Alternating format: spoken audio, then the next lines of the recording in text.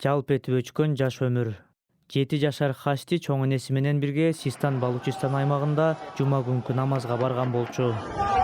Жакын жерде нааразылык акциясы өтүп, коопсуздук күчтөрү чогулган элге ок чыгарган. Жергиликтүү активисттердин айтымында Хастиге көздөн жаш агызуучу газ баллон тийген. Ал эс учун жоготуп, көп өтпөй каза болгон. Эл аралык мунапыс уюму ошол күнү кеминде 66 адам, анын ичинде 10 жаш бала өлтүрүлгөнүн билдирди. Алардын 2/3 Систан Балучистан жана Ирандын көптөгөн суннит мусулмандары жашаган күрт аймактарынан болгонун BBC аныктаган. Биз Ирандын этникалык касчылыктары жашаган бул эки аймакта мамлекеттик зордук зомбулук башка деңгээлде деген тыянакка келдик. Өкмөттүк күчтөр куралсыз демонстранттарга ок чыгарып, көптөгөн адамдарды өлтүргөн.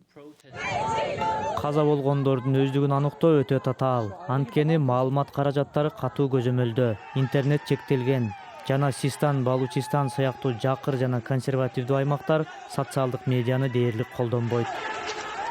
Мамлекеттик расмийлер нааразылык акциялары учурунда 300дөн ашуун адам өлгөнүн моюнга алышты. Укук коргоо уюмдары бул сан алда канча көп деп эсептешет жана көбү өкмөт сандарды жашырып жатат деген ойдо. Мамлекет ошондой эле үй бүлөлөрдү протесттер учурунда каза болгон жакындарын жашыруун көмгүлүү деп мажбурлоого аракет кылды. Жада калса алардын жакын туугандарынын катышуусуна да уруксат берген эмес. Анткени ар бир жаназа эл чогулуп, өкмөткө каршы чакырыктар менен коштолгон митингге айланган. Набыт болгондордун артында кайгыга баткан үй бүлөлөрү калды. Алар көп учурда жазадан коркуп, оюн ачык айта алышпайт.